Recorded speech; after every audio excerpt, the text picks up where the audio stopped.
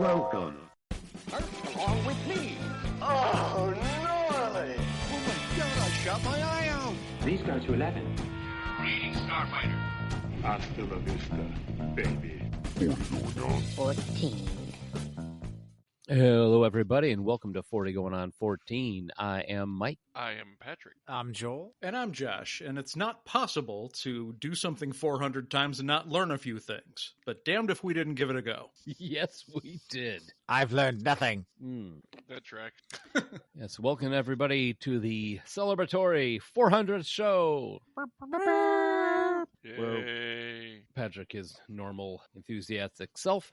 We're going to be taking questions from you, the listeners, about us. This is host. different. Talkers. Like our 300th, was our 300th show the permanently lost show? Was that the Rick and Morty? I think No, that was 200. 300 was when we revisited Conan. Yeah. You're right. Yeah, Rick and Morty exploded all over the place, and Conan was the other one.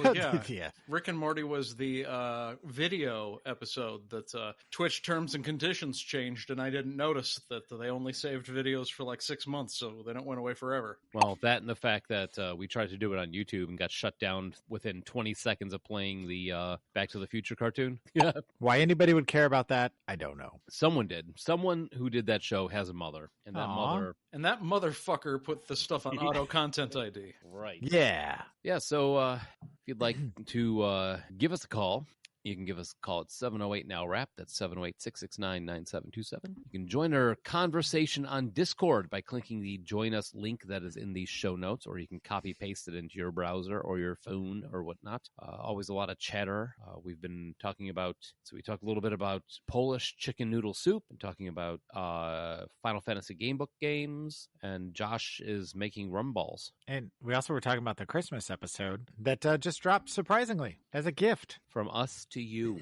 And incidentally, if you're having difficulty getting to the Discord server for any reason and you're friends with us on social media, let us know, and I can do what I did for Tommy, which is Let him know that he was already on the channel. No, that was he didn't me. seem to know that.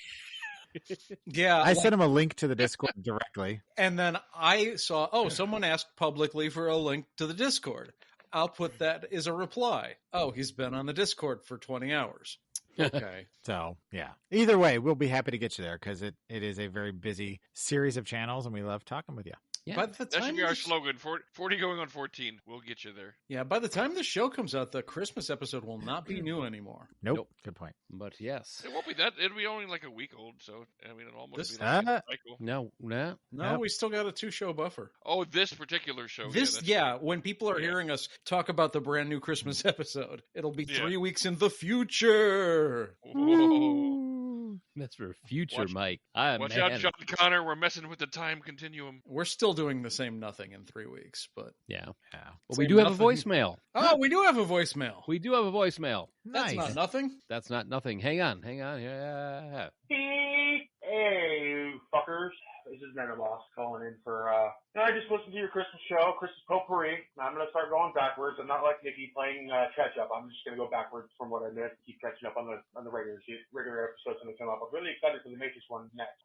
Just saw the Matrix Resurrections in the theater last night, and I'm going to watch it again at home because I've been doing a cranberry juice cleanse, and I had to go to the bathroom 3 times during that movie in the theater. So I knew I was going to be able to see it at home. So thankfully, the only spots I missed were in the trailer and gave it away, so I didn't really miss much. But hey, I'm not talking about the Matrix right now. I'm talking about Christmas. I got the best Christmas gifts ever this year. Not only did my homemade gifts go over like gangbusters with my family, I got me some adult shit. I got me a 12-piece pot and pan set. I got me an Instapot, and I got me some cookie sheets. No longer do I have to worry about using and making food that's going to stick to old, hand-me-down, generational equipment. I'm sure everybody's grandmas have these that old ceramic type of cookware that's got the orange flowers on it and brown leaves. I've been using those for fucking years, but I'm glad I don't have to anymore because these ones work so great and I can just wipe them out when I'm done. No mess, no hassle, nada. So good. But yeah, I'm back. I got a pair of earbuds for Christmas, so I'm going to be listening again. Before it was hard for me to find the time to do that. But Now I have no choice. Peace out, fuckers. Catch you again later. Enjoying the show. Glad you guys are still doing it after all these years. Can't believe you're almost at 400. Right on, guys. Right fucking on. Later. Timely. Right? By the way, if you guys are interested, I posted just a couple of examples of what he was talking about, the gifts he made in the chat, because I had seen his post about it, and I thought they're pretty fucking sweet. So I thought you guys might want to see them. About his dishes? No, the gifts he made Describe for them. people. Oh, okay. They are, I don't know exactly what you call the art form, but you use little tiny beads and stuff, and you make pictures out of it. Perler beads? I don't know. Does it But look like a video game? I Yeah. was muted. I've been saying perler beads. Perler beads. Perler beads. But he did like a Jackie Daytona, Yoda, Legend of Zelda, Harry Potter, and they're awesome. So I would be freaked if I got one too. They call them perler beads. Sometimes they call them pony beads sometimes too. Well, there you go. Yeah, That's pretty cool. perler beads. And then Mike's like, perler beads? I was like, yes, perler beads. I just said that. I just somebody had posted a meme that I saw that said nothing makes you feel like a ghost more than when you're listening to a podcast that can't figure out something and you're trying to tell them what it is. That's a good point. Yeah. Well, thank you, Denim Loss. It's good to hear from you, man. You sound good. Yes. It's funny though, when I listen to episodes I'm not in, and you guys are trying to come up with something, and I'm listening to it, I do that. I just try to answer you. I'm like, why are they not hearing me? And when you're with us, you don't know shit. Shut up. So is it about that time? It's about that time. Whoop whoop. This week in music, movies, and TV. And sports. Yes. All right. This week we are going with September 9th, 2013, which was the release of our very first show. Wow. Yeah. I was so glad you picked that one because that was what I was going to pick anyway. Good. See? Like that? Yeah, good simultaneous thinking. Topical. That's us. Just like an ointment. All right, so music. The number one song in the land was We Can't Stop Love. Oh, no, just We Can't Stop. What? And Miley Cyrus. we can't stop. What? Where did love come from? My mother, she taught me how to love. Now, instead of mispronouncing words, he's just going to say words that ain't there.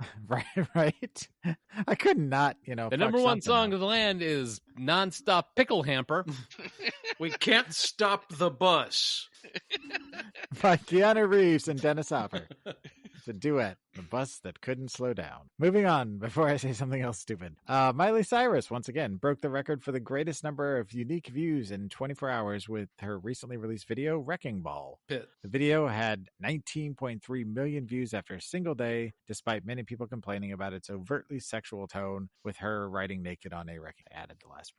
But it did happen. That doesn't seem that long ago. That she came in like a wrecking ball? Yeah. It's wild. As we get older, I kind of feel like the days and weeks and months just flip by.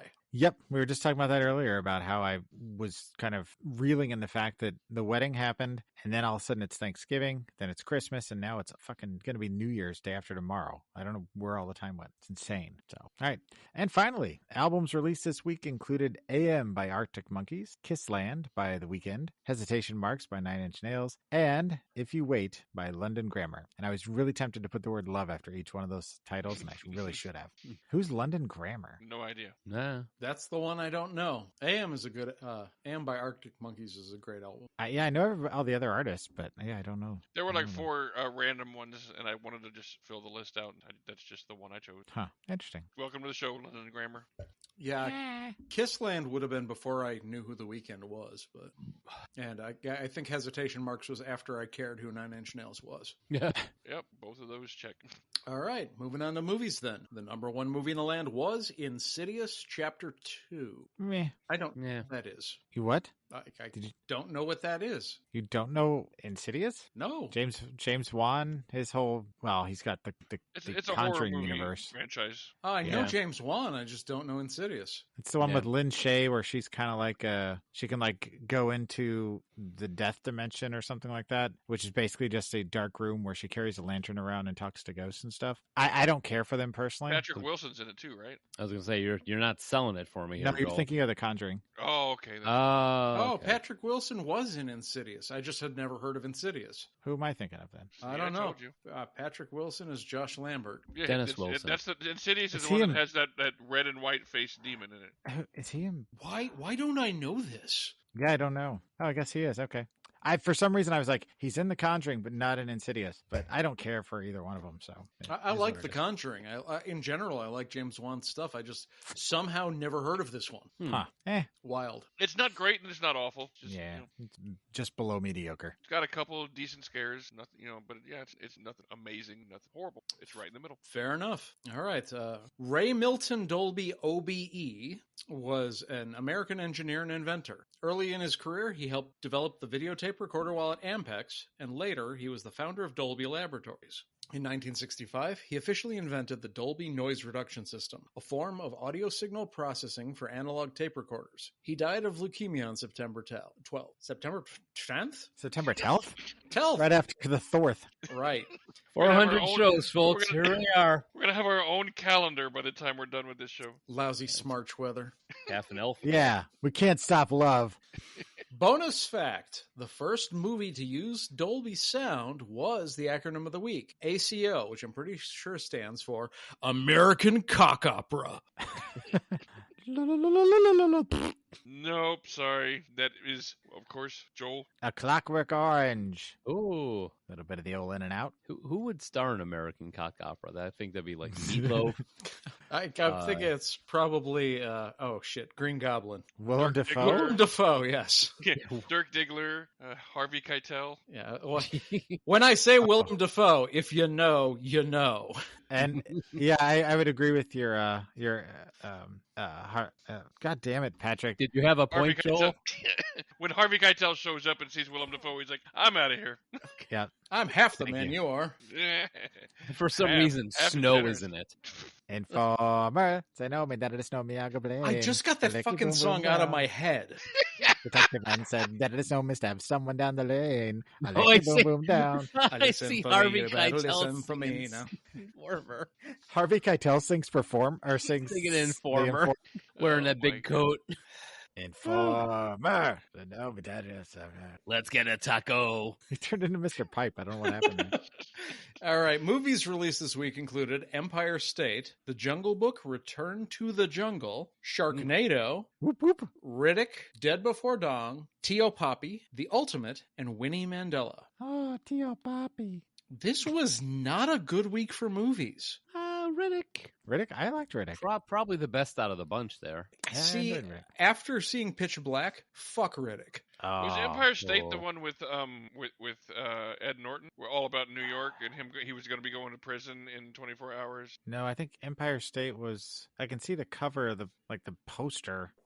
It's got a building on it. I don't know. This is a great. I also want to point out that the Jungle Book Return to the Jungle, it's the number 2. Uh-huh. Which just signifies quality. Empire State, starring Dwayne Johnson, Liam Hemsworth, and Emma Roberts. Two childhood friends plan to rob an armored car depository, but an NYPD officer stands in their way. No. 5.2 out of 10 on. Yeah. How is Sounds like- Sharknado my favorite movie out of these? Because you Because- haven't seen Tio Poppy. Oh, Tio Poppy. Stop doing that. I mean, I'm sure it doesn't take very much Spanish to know what that title is. That is Uncle Dad. Okay, I agree with you on Pitch Black. Pitch Black is fucking amazing. Chronicles of Riddick was huge. I enjoyed it, but Riddick takes it back to Pitch Black more in the Pitch Black phase of things, like simpler, more like He was saying he doesn't like Pitch Black. lean and mean. No, I he love likes Pitch Pitch Black. Black. Oh, it was the other way Yeah. around? I own Oh, Pitch okay. Black. After seeing Pitch Black, fuck the rest of the series. They're garbage, aside from the video game like Escape from Butcher Bay, which is I the misunderstood better what you of meant. I everything. thought you were saying after seeing it, you That turned is on one of the franchise. hardest Like it. games. Yeah, the video game's good. The first movie's good. I have no use for the rest of the films. Yeah, Riddick takes it back to being more like Pitch Black, and the anime that I cannot think of the name right now Is it was Riddick? okay. It was okay, Oh, the anime I was like okay. it. It was Yeah. probably my third favorite after Butcher Bay. but yeah, I mean I like the franchise. I never played the game though. All right, so TV. Top shows in the land were NCIS, NCIS Los Angeles, The Big Bang Theory, and Dancing with the Stars. I thought you were going to say NCIS, The Big Bang Theory, and NCIS, Dancing with the Stars. These were dark times. I take back what I said about movies. Mhm. Yeah, this was a bad week. to do Entertainment what we are. wasteland. This is We are the best thing about this week. I know, there's nothing but shit in the movies and TV. You want to make a podcast? Oh, Tio Poppy. Stop doing that. It's either that or snow. Choose. Oh, That That is no decision at all. Yeah, would you like a kick in the nuts or a punch in the mouth? All right, so Fox also confirmed a new judging panel for American Idol's 13th season on September 3rd. Newcomer Harry Connick Jr. joining Jennifer Lopez and Keith Urban. They joined Ryan Seacrest, who returned as host, and former judge Randy Jackson, who returned as on-air mentor. That's a no for me, dog. I could not tell you if I've ever watched an entire episode of American Idol. Really? Is that a samurai sword signed by Randy Jackson? Why would you own that? Yeah, I definitely watched all of the first and second seasons and at least the qualifying rounds of the third and maybe the fourth. Yeah, I think my experience is just about the same. Yeah, I'm going to say I'm about in that same part. At least the first 2 seasons I watched in their entirety. I preferred the parts where they were doing the auditions, but I think I started the 3rd season and that was about it. Yeah, I think I've probably just watched like highlight reels. Like, check out this guy. So this on YouTube. this sounds like a show for us, the American Idol show. Yeah. Also, the Arsenio Hall show returned to air after a 19-year absence on September 9th. It lasted 1 season after the novelty wore off. So what I'm hearing is in September 9th, 2013, we are the second biggest thing in entertainment after Sharknado. And don't forget, oh, dear Bobby. Really, Brain? And We Can't Stop Love by Miley Cyrus. That's right. Such a good song. Moving on to sport. On September 8th, at the U.S. Open Women's Tennis Finals, Serena Williams successfully defended her title against Victoria Azarenka of Belarus. The following day, at the U.S. Open Men's Tennis, Spaniard Rafael Nadal won his second U.S. title, beating Novak Djokovic. Djokovic? Yeah. Good Djokovic? job on that name, man. Wow. Djokovic. I was going to say you crushed that one. Wow. Thank you. Good job. And lastly, on September 13th, Jim Furyk birdied 2 of his last 3 holes in the BMW Championship in Lake Forest, Illinois, to become the 6th player in PGA Tour history to shoot a 59. Wow. Huh. Furyk was tied for the lead with Brandt Snedeker, who was in the lead at the start of the second round and shot a 68. Schnedeker. Snedeker. Yeah. Schnedeker. 59, like I'm not that up on golf, but I know 59 is a really low score. That is a Yeah. ridiculous freaking score. Well, literally only 6 people in the history of the PGA, which, PGA is like over 100 years old. It's impressive. I crazy. mean, like, the dude in the lead shot a 68 and like ended up tied. He's like, what the? It's like 68 is incredible. What the hell? What is happening here? Oh, dear Bobby. Still On better that than note- snow. On that note, play us off, keyboard Joel. No. All right, to commemorate our 400th show, about 2.5-3 months ago, we posted on the show notes a link to our Google form where you were able to type in a question and ask us anything, really. Yeah, anything that couldn't fit a whole show or that you were dying to know. Yeah, and Some of you didn't know how to use Discord and ask us directly, so we want to do this live. yeah, This is a little unnerving, though, because typically we have really detailed show notes, and I'm looking at them as we're doing the show, and now it's just blank. yeah. I'm nothing the there. deep dive guy. Like, I have no prep. I have not, gone into 6 wikis for any of this shit. You Yeah. think you're freaking out. Now's my time to shine. It's seat of his pants guy. Patrick's like, I never prepare. I don't even watch the movies half the time. You're only half joking. Right? I know. Yep. If you guys knew how many times we held up the recording the show because Patrick's got 10 minutes left in the movie. Dude, I got 15 minutes left. So Forget it. I can do the first part. I'll finish it during the break. Yeah, I got this. All right. Time So management is not my best. Like professionally, great. Personally, not a chance at all. So here's how we're doing it. We have about 100 questions from you guys. A small portion of them actually have names attached to it. So we want to make sure everybody who asks us a question and attached their name gets recognition because we Indeed. love you guys. Once we get through with those, we're going to go to the grab bag of ridiculousness that is the anonymous questions. So for question number 1, I've got set them up here. I've got a random number. I went to a random number generator. These are completely out of the bowl. Number 13. This is for Joel. What kind of music do you listen when you've had a rough day? Juliana Hatfield is not a valid answer here. And this is from Sarah. Or from ever. Hoffman. Yeah. Sarah from Hoffman from Hoffman Estates, First one's from my wife. who has been listening for more than 7+ years. So thank you, Sarah. She's been practically part of the show, to be honest with you. She's our featured guest. Yes. It would in any of the pre-show stuff, the stuff you guys don't hear, then doesn't make it into the like zinger, winger, stinger things. We're usually talking with Sarah. Zinger, winger, stinger. Yeah, that's what it's officially called. I honestly think the reason why we haven't even had her guest once is because we don't have 2 microphone setups here that would really work. We've talked about doing the spouses show, but She is always there lurking in the background. she is always lurking. As far as the question goes, you said was it a rough day? Is that what she said? Yeah. I mean, if it's a day where I'm just like, fuck this day, this was jacked up, I typically will go to Helmets in the meantime, as my go-to like whole record. If I'm just looking for like a song, I've said this on the show before. I like Break Stuff by Limp Bizkit. Is a fun one to listen to. Korn sometimes makes an appearance, but yeah, that's typically Just like my poop. Exactly. Korn makes an appearance sometimes. Oh. I cannot make fun of you for Break Stuff because for the longest time it was on one of my music mixes for the same reason, like shitty day. Like I know it's not a good song, but I don't care. A catchy pop song or a good pop song is a good pop song, and it's got a hook. It does what it's set out to do. And yeah, I mean, there's nothing wrong with it.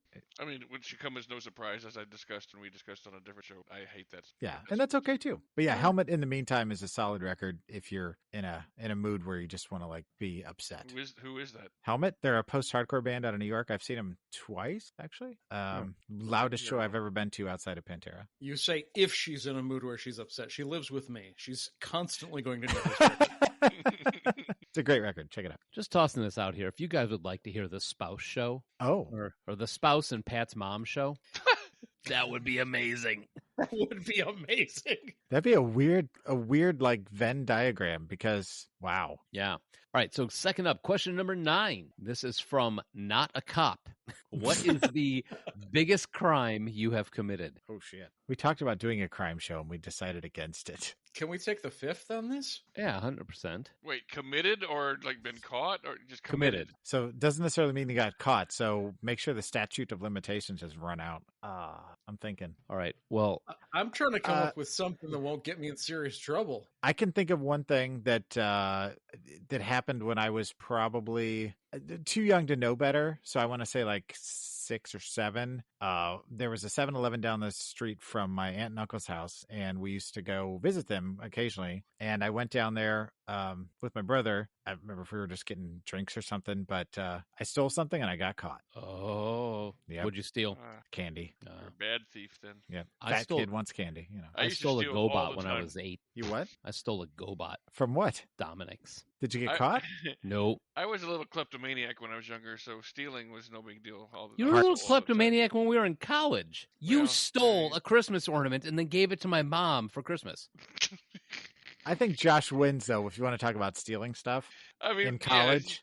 Yeah, it's just I mean fun. that's not the biggest crime though. Like I'm trying to think. Probably I know that I've committed assault with a baseball bat, and I know I've threatened people with weapons to get what I want. But we're talking like way back before you guys met me. You did steal a lighted candle though once, didn't you? I did steal a lit candle from a restaurant, and it was still lit when I took it out from under my trench coat. Yep, Yeah, that was a thing. that was very cool. I didn't get arrested for it, but when I was in high school, me and 2 of my friends, the 3 of us decided at like 1 a.m. that we were going to go play paintball in a public park. And this is like 1988 before they started putting CO2 canisters on paintball guns. So you had the spring-loaded ones that kind of look like a rifle. And we were, being a bunch of idiots dressed in camo, running around this park playing paintball. And we left one gun in the back of the car. And after about 20 minutes of us playing, we stop, we get back together, and then one of us goes, James, he goes, do you see those lights over there? Apparently a squad car had driven by, seen James's car parked, the only car in the parking lot, went over, looked in the back seat, saw the rifle-looking paintball gun thing sitting there, and called in for backup. There were 5 squad cars. So we walk up and it's like, it was like St. Charles, Aurora, Batavia, Geneva, because it was like Friday night in the suburbs, far, far west suburbs in 88, and there was nothing going on. So everybody showed up. First thing we did was bury all the paintball guns that we had. Second thing we did was pretend that we were going for a casual walk in the middle of a park at 1 a.m. And first time I've ever had a shotgun pointed at me. Jesus. Yeah, they weren't screwing around. We came walking up. We're like, hello, officers. What a wonderful night. And then next thing you know, we're laying face down on the ground with our fingers, with our hands behind our head.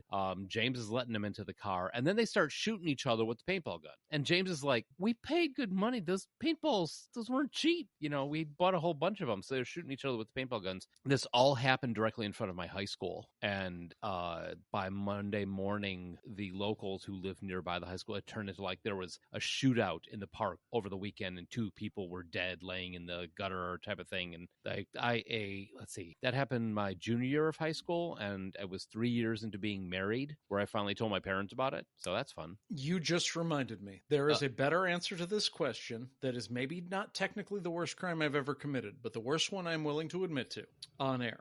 My senior year, there was a guy who none of us liked. He was a bully. He was kind of a shithead. We knew where he lived. And there were 4 of us in the car.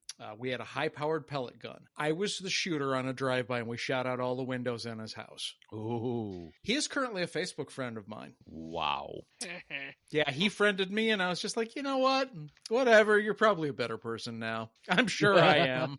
So that is probably the best answer to that question. Nice. All right. I'm really not going to answer that question with any kind of truthfulness, because my entire life is like 75% illegal. So I've done a plethora of illegal activities in my life. A plethora? From no big deal to what?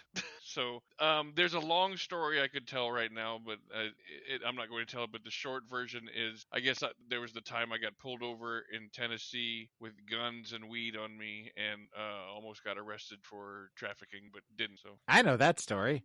Yeah. Hey, Pat. Yeah. Remember the time you got pulled over and I had to remind you to take our friend's wife's panties off your head? It's a true story. True story. Got pulled over on an on-ramp. Cops walking up. Hey, Pat, what? You may want to take the panties off your head. Oh, shit. All right. So next question is, this is from David Schollenberger. Oh. Our Mr. British Balloon Man. guy. Balloony! Play Kiss, Marry, Kill with the other 3. Oh my God! Ouch. This is going to be rough. I'm going to go first that way in case all of us pile on the same kill. Like, I'm not the last one to go. Okay, go ahead, Josh. Oh, Jesus Christ! I'm going to go first. Okay, so welcome to show 400 at last. we'll go with the obvious. Joel and I were practically common law married, so that one's obvious. Joel is the marry. Patrick was my first roommate, so we're going to have to go kiss. And I'm sorry, Mike, you're the last one. You're the one who didn't live with, so you get killed. By elimination of who's lived with you. Oh. Yep. But I didn't want to be the third, in case the other guys say they're going to kill you. I didn't want to be the last one to say it. Let's say I would not be surprised. I'll go last, because if anybody's going to burn this podcast down, it might as well be me. Joel, you're up. Well, I was using kind of the same logic as far as Mary, because Josh and I lived together. We did it for quite a while, had minimal issues. Together. I want to clarify when he says did it. We lived together. So yeah, as far as the other 2, I've kissed both of them. So I'm guessing Patrick would probably prefer to be the one killed than Mike, because Mike's got kids and a wife and all that. So I'm going to kiss Mike and kill Patrick. Nice. Sorry, Patrick. Okay, that works. I love you. I don't want you to die, but it's a game. So. Hey, whatever. All right. So, since Pat said he's going last, kiss, marry, kill. Okay, so kiss, I'm going to have to go with Pat because we already have. Marry, I'm going to have to go with Josh because, Joel, if I was married to you, I would fucking kill you. Because if you don't know how to mute your goddamn mic, what else are you doing that'll annoy the hell out of me? And then, marry Josh and kill Joel. All right, Pat. He's like, I'm just gonna kill you all. Right? Yeah. Fuck all 3 of you and kill myself. Shit. I guess I'd have to go with. Well, I've already kissed Mike and Joel, so definitely I guess I got. That's the only way I'm ever gonna get to kiss Josh. So let's do that. And then I guess yeah. Wait, no. If you guys are talking about living with him, so like if you fuck him, does that mean you have to live with him? It's not fuck, marry, kill. It's kiss, marry, kill. Yep. Kiss, marry, kill. So you've already kissed me, so you have to marry one and kill the other. Oh. Yep. He took fuck out of the equation. Oh. Thankfully. He just didn't want to have to envision that. Yep. Marry or kill. Bring out the gimp. Gimp sleeping. All right, I guess I'll kill Mike just to do him a favor. He's the one that talks about one sweet release of death every now and then more than you. No, I was going to say secondary to me. You're the next one that even talks about it, so I'll do you that little favor. That means I have to marry Joel. Yeah, See, that'll be. See, I feel like I'm punishing him just as much as I'm punishing myself. You come on, man. You've already lived with me. That's why I'm not doing it again. He's lived with me too. Yeah, I was going to say, it sounded more insulting when he said he was going to marry Joel. He was like, I guess I'll marry Joel. God. Marrying me is obviously punishment, so, take it. I lived with Patrick also, so. That was fun. That was more fun than I thought it was going to be. That was good. I like that.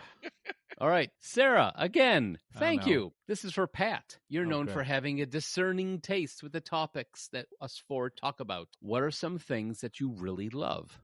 I mean, I can't talk Many about hours later. Yeah. He is only motivated by hatred. I knew it.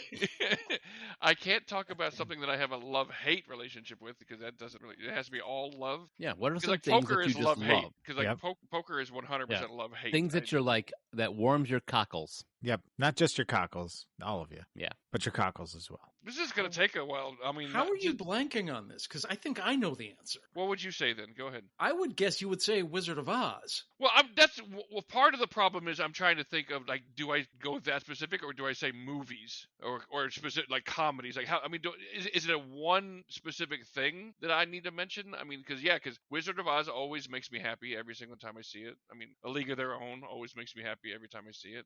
The Jerk, things like that. I mean, some of my favorite movies and are things that obviously that's kind of obvious. It's Always Sunny. Yeah, but I mean, I'm trying to come up with something that's like less obvious than like something pop culture-y. Ejaculation. God forbid you talk about pop culture on this show. Yeah. But that's what I'm saying. It's like I always talk about pop culture on this show, so I'm trying to see if I can come up with something like, you know what? Honestly, the Rockets. Even when they stink, they're still my team. They've been something that I've been a huge fan of since 1982 when they drafted Ralph Sampson, or 83. I'm sorry, 83 when they drafted Ralph Sampson, and then they drafted Akeem Olajuwon in 84. So since then, I've been a big fan of them. Ride or die, live or shine, rain or shine, whatever. When they suck, when they're good. So they always, even when they lose, sometimes, it's still fun to watch. I guess I'll go with that, the Rockets. That's a good answer. All right. So let's see. That was number 11. We are on to number 10. Patrick, this is from Not a Cop. Not a cop again. Not a cop again. When was the first time you got high, with who, and what drug? Oh my God. Do you even remember? Yeah, I 100% remember. I was 11 years old. My sister was having her first big party at the house. My parents were out of town. She was a freshman in high school and she had some of her friends over. And I was just running around being all, obnoxious and annoying and everything and just driving everybody crazy because I was younger than all of them. I was like 5 years younger than all of them. And my sister goes away for a little while and comes back like half an hour later. And instead of me running around being all annoying, I'm just sitting in my dad's lazy boy just staring into space. They had shotgunned a bunch of marijuana joints that they had been smoking into my little 11-year-old face and got me high. And so my sister comes back into the room and she's all like, "What did you guys do to my little brother?" And they're like, "Well, he's not being annoying anymore." So that began my lifelong love affair with marijuana. How many years was it before you figured out how to be high and annoying at the same time? I couldn't say it with a straight face. That's a valid question. I almost got through without cracking up. Oh my my God, I love it. I withdraw my question, Your Honor. So yeah, from that early age on until, with the exception of 4 years in high school and 4 years in college, when I was religious and trying to be a good boy, I pretty much smoked daily. All right. So that was 10. We are on to 12. This is for Josh. Oh. From no. Sarah. Oh, yeah. She should Here know. we go. What doesn't she already Josh, know? I love you, and I'm proud of you of getting to your 400th episode. Do you ever think you would get to 400 without killing each other? No. I mean, I need to think All right, about next that. question.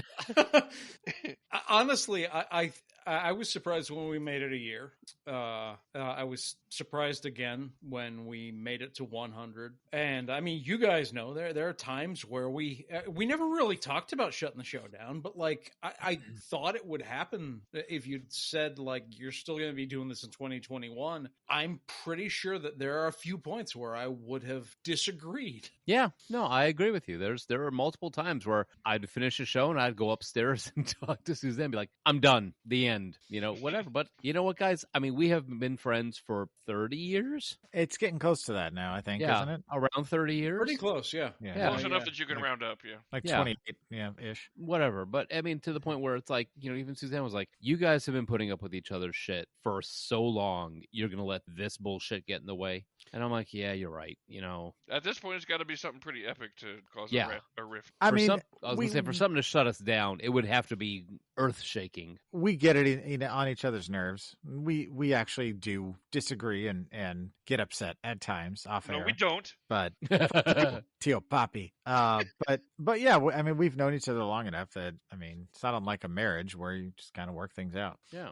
I'm grateful to still be here with you guys and happy that we're still talking to each other every week. Fuck you. Sorry, I couldn't help it. I had to be that voice. I had to be that voice just once. I'm surprised Josh didn't step in quicker. I All was right. muted. Oh, All right. So question number 16. This is from ya boy something fruity here to fuck stuff long dick style. oh. Never change, Fruity. How do you pronounce... No, it's going to give away. How do you pronounce... So this was obviously a question for you. Obviously for me.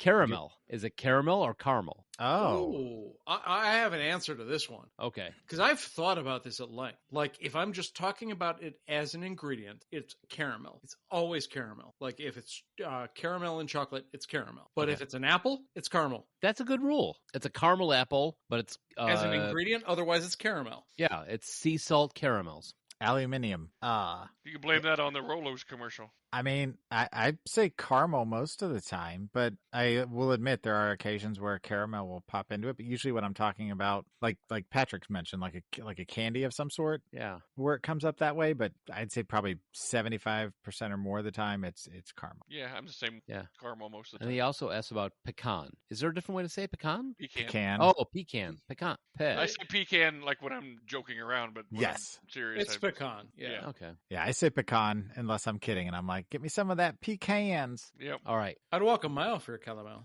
Yeah. I don't fall for that. You think a chocolate caramel? Or I no? like that too, but you no guess it. Question number 15. Ironic that you're doing Marx Brothers jokes here. This is from Will Z from Illinois. Hey, Hey! What movie must have a reboot so you can do an awesome show about it? Oh, Oh. Yeah. we've talked about this. Phone, Mr. Will. I'm really, I'm hoping they do a very good Clue remake. We've discussed this before. And it's on there, and I know that Ryan Reynolds is attached to it. But it's I'm kind of like hopeful. it's kind of like a Jim Carrey at the height of his power. That's like if they rein him in just enough and then do it, I mean, it could be perfect. But if they let him run away with it, Yeah, here's my hopefulness is like this yin yang thing. It's like there's just enough hopefulness, but it can also be awful. But I mean, 'Cause, you know- it's such an ensemble cast of a movie that every single role is crucial. Yeah, as far you as who's have to cast. get every single character has to be correct on this, which is probably why we've been sitting on this for 4 or 5 years now. But that's my immediate gut pick. Yeah, I'm going with Pat. Clue. I'm thinking still. I spit on your grave. There are It's movies. already been done. Oh, there are movies that I would like to see them get another crack at, just because the original was so bad. Like probably the Mac and biggest... Me. I was thinking Good League shit, of kid. Extraordinary Gentlemen, but Wow. that's Yes. not my answer. I would also like, in terms of like the current social conversation, like to see a remake of To Kill a Mockingbird, but that's also not my answer. My actual answer, partially because the original was so incredibly star-studded that I would like to see them do it again, modern, would be Francis Ford Coppola, 1983, The Outsiders. Oh. Ooh. Wow. That would actually currently there's a on HBO there's Outsiders and there's Outsiders the novel cut. There's two different versions on there right now. And Outsiders, man, had such an amazing cast though. And that book was like formative to me in like the 7th, 8th grade level.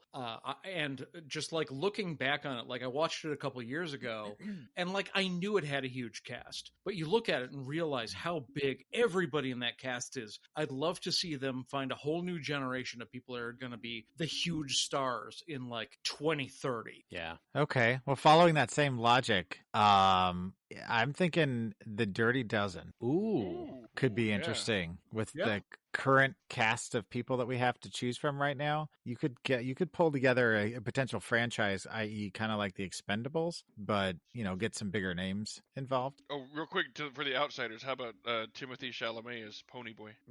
I mean, was anybody when they did The Outsiders as big as Timothy Chalamet is now? No, but I mean the guy who plays Ponyboy is kind of your Anchor? Yeah, Yeah. exactly. Yeah. So anyway, I was just trying to think of a young hot name. Sorry. So now Dirty Dozen would be awesome to watch. Dirty Dozen, I would love to see them, and that again, that would have to. It goes in the same thing as Clue. It's an ensemble cast. You have to have everybody. Wow. All right. So question number 14, Sarah from Oh, no. Hoffman Estates.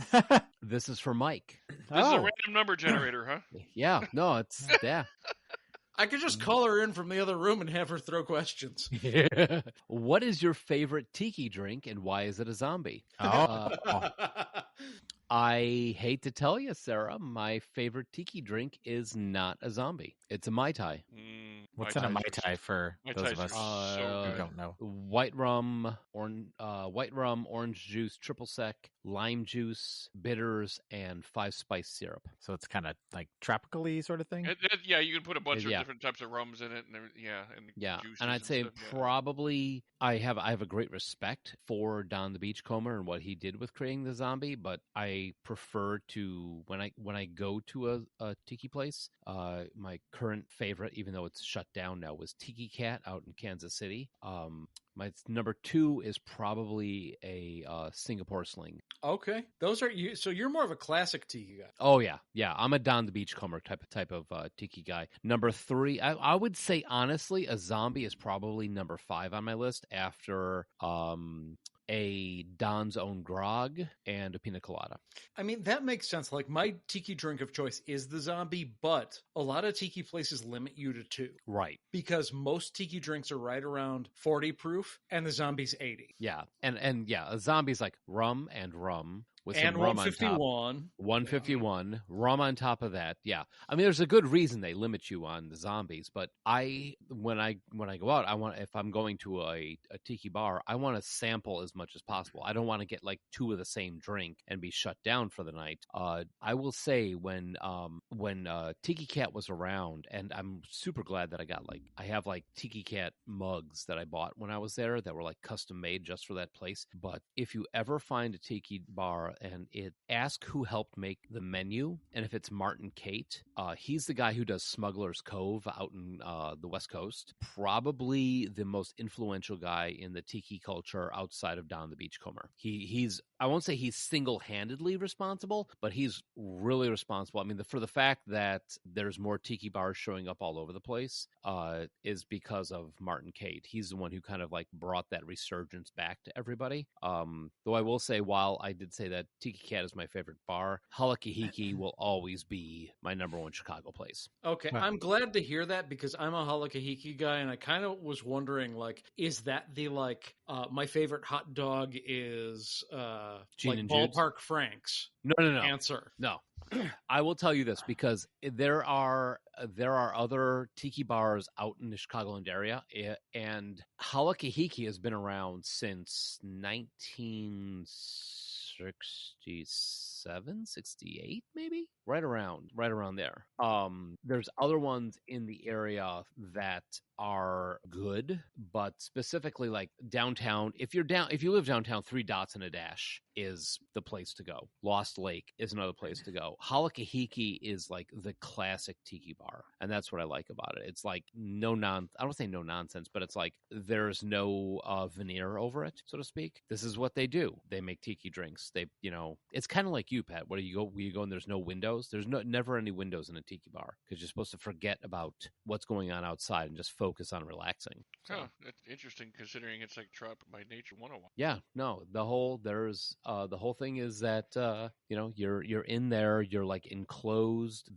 You're in this tropic paradise for a little while. It's cut off from the outside world. You don't have to look outside, see cars going by or whatever, and then you leave and you go back to your regular life. So well, it looks like I was going to say it looks like Tiki Cat is planning on opening again at some point, but they closed down because of a dispute with their landlord. That's crazy. Yeah.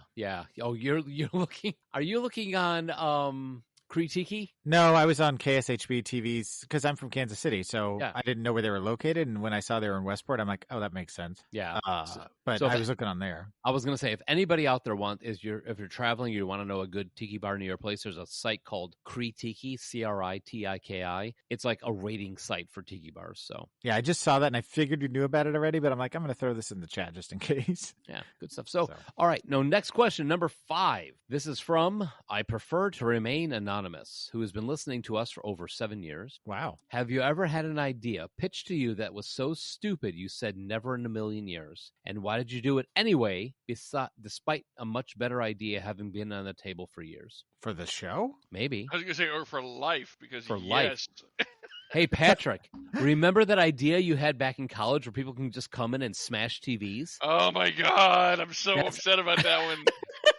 Aren't you glad you followed through? All right, could you repeat the question because I think I misunderstood it. Have you ever had an idea pitched to you that was so stupid you said never in a million years? And why did you do it anyway, despite a much better idea having been on the table for years? So a really stupid idea that you said, let's go for it anyway. And the podcast is no longer an option. I mean, are we talking about shows in the podcast, though? Because we've got like a ton in the hoppers that I think are good ideas. Maybe shows in the podcast. I mean, podcast shows, or maybe just like general ideas. I'm going to say West Side Story.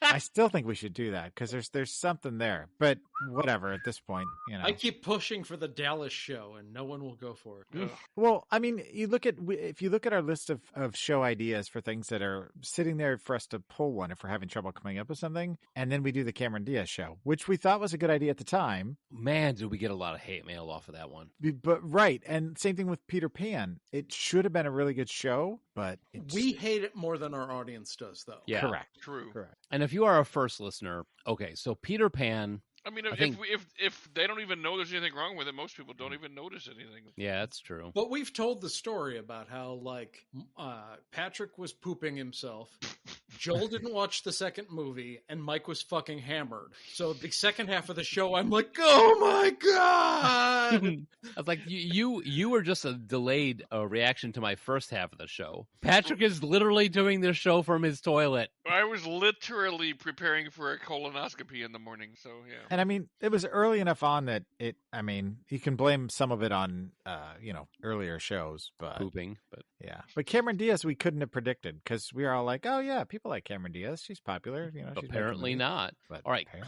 Like, if we're not talking about the show, I'm trying to think, answer this question seriously, but most of my bad ideas are not thought through. Like, there isn't a time where I'm like, yeah, that's a really bad idea, and then I do it anyway. If I'm committing to a bad choice, it is with no thought whatsoever. Mm-hmm. I'm kind of the same way, yeah. Like, I've got an example in my own life if you want to get outside of the show. Go ahead.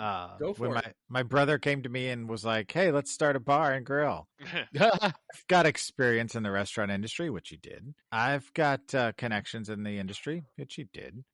There was a moment, at least one moment in my brain where I was like, this isn't a good idea. And my dad was like, families and business a lot of times don't mix. But I'll leave it up to you boys what you want to do. And yeah, here we are. I no longer have a restaurant, and a lot of other stuff happened. So yeah, there you go. Yeah. There's an example. Yeah, The see, less spoken about that, the most better of off my we bad are. ideas were things that I didn't think were a bad idea at the time when I was doing it. It's turned out to really be a bad idea. I Right. should have done something else. There's a Galooly at the door. Like one of my famously most worst ever ideas, non-romantic ideas, was opening up my food truck, my restaurant experience, that I had, and it totally failed and everything.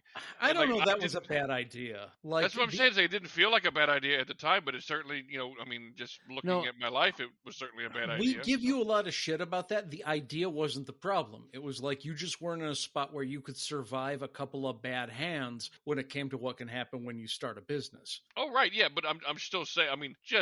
It's a bad idea. Just going strictly by results is all I'm saying. The All right. idea itself was fucking awesome. Your food, I mean, I've said this before and I'll say it again. You're amazing. Like with food, you make good shit. And Right. you had a good quality product that people should be able to enjoy. Yeah, You just had a series of shit bad Yeah, things. exactly. happen. I don't feel like it was the food that shut me down. Not at No. all. Yeah, not even the slightest. I know that was the best thing I had. So it was all outside factors. But You got skills, sir. well, thank you. But I mean, I'm just talking just strictly like looking at the long term results. Yeah, obviously it was a mistake. So yeah, that would be the one I picked too. I don't know if Mike's got one. I want to hear from Mike because I have one before we move on.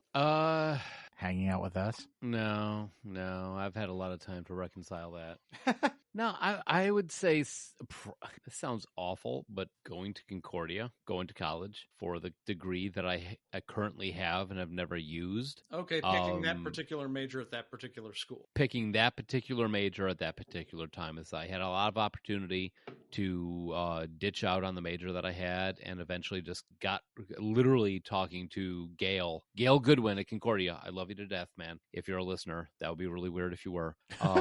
But just literally at one point going, what'll get me out of here quickest? And he was like, this class, take this class. You got this degree, you're out. I'm like, all right, fine. Sign me up. I'm out.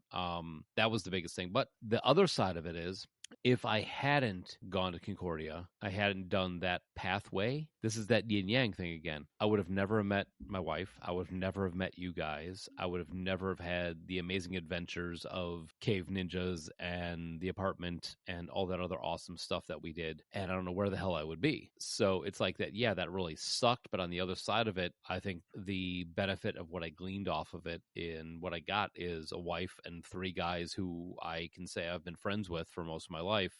It kind of paid off. It's funny because my example did not pay off at all. Sounded like a good idea at the time. It's my 3rd trip to New Orleans. 2 of us had gone before. The 3rd guy, we said the first thing we got to do is go to Pat O'Brien's. Now, Pat O'Brien's is a famous bar in New Orleans, the birthplace of the hurricane. Another Okay. Tiki adjacent drink. It's got a famous fountain that shoots fire. So we get off our plane at like 11 a.m. By noon, we are sitting in front of the fountain at Pat O'Brien's. And I am hammering hurricanes because they are delicious. They are alcoholic fruit punch. Yeah, they are. I have like 5.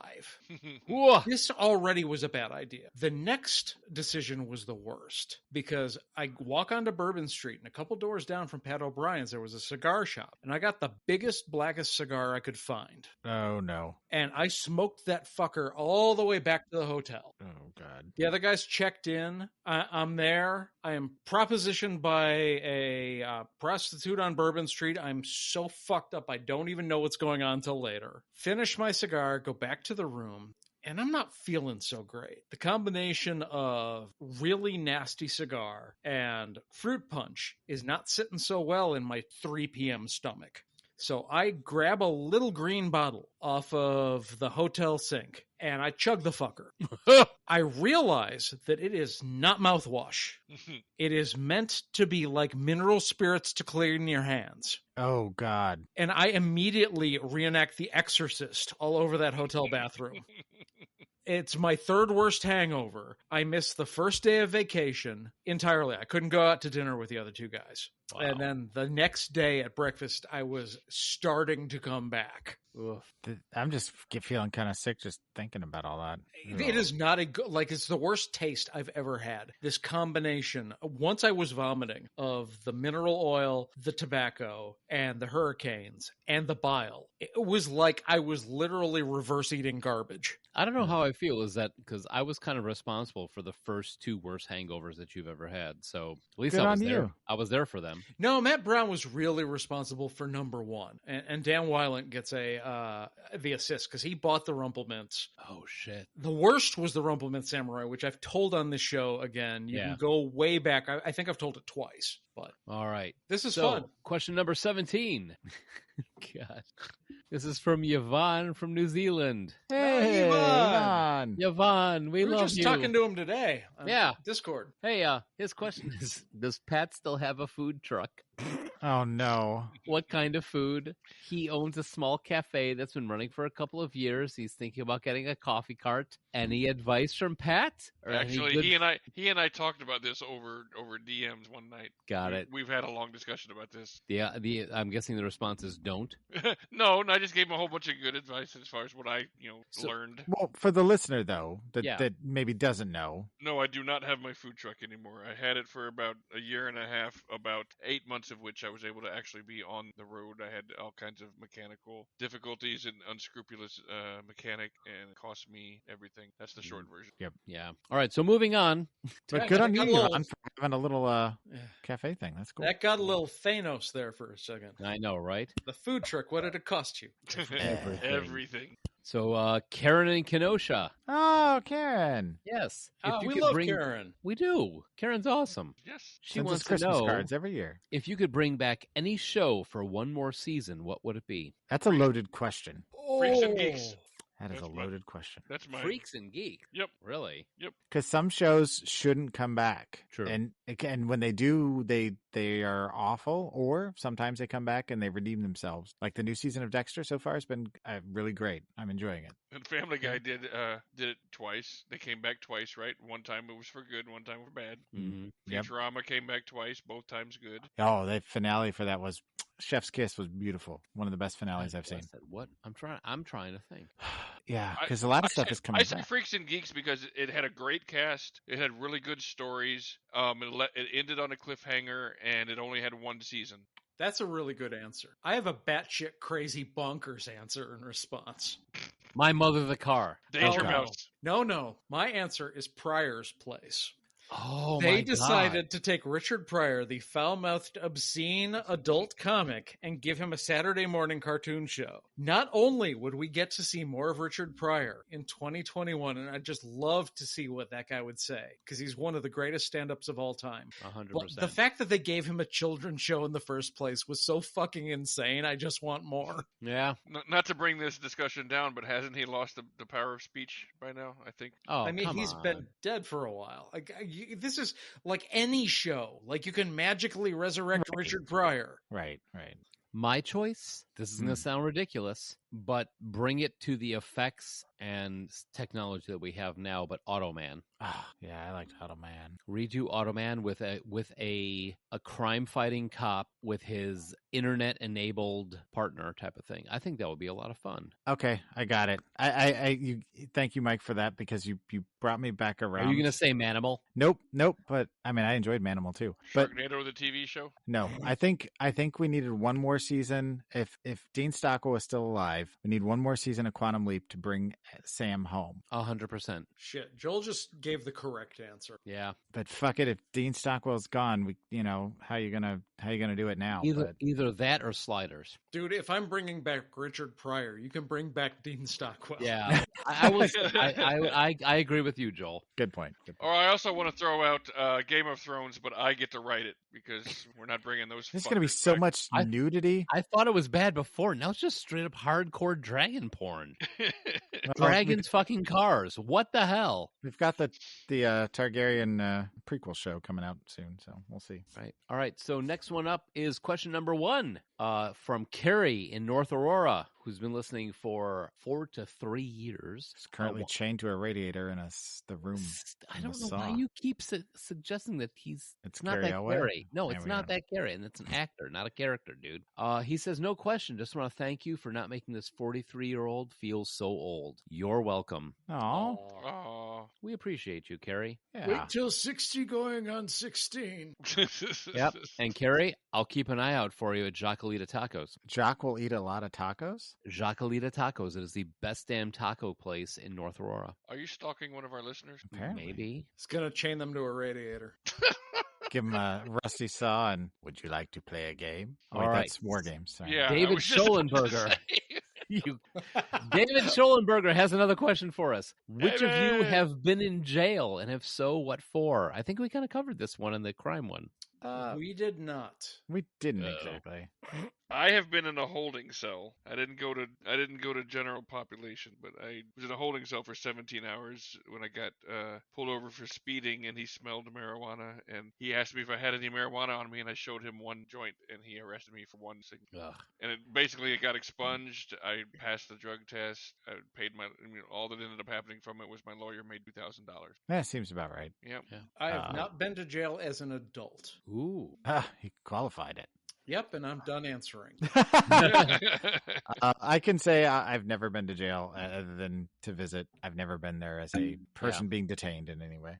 I'm with Joel. I have never been to jail and or prison. So next question. What question was that? That was number one. No. All right. No. One was the nice number comment. 2. Now we're on number 4. This is from Dr. Fuck. Hey, That's gotta be Nanum Laws. That's me. So I didn't actually ask a question. Fuck. I think we're gonna. Anybody can probably get an not out on STI. this one. Have you ever had an STI or STD? No. Oh. No. I've been tested, but no. I had a urinary tract infection once. That was a bitch.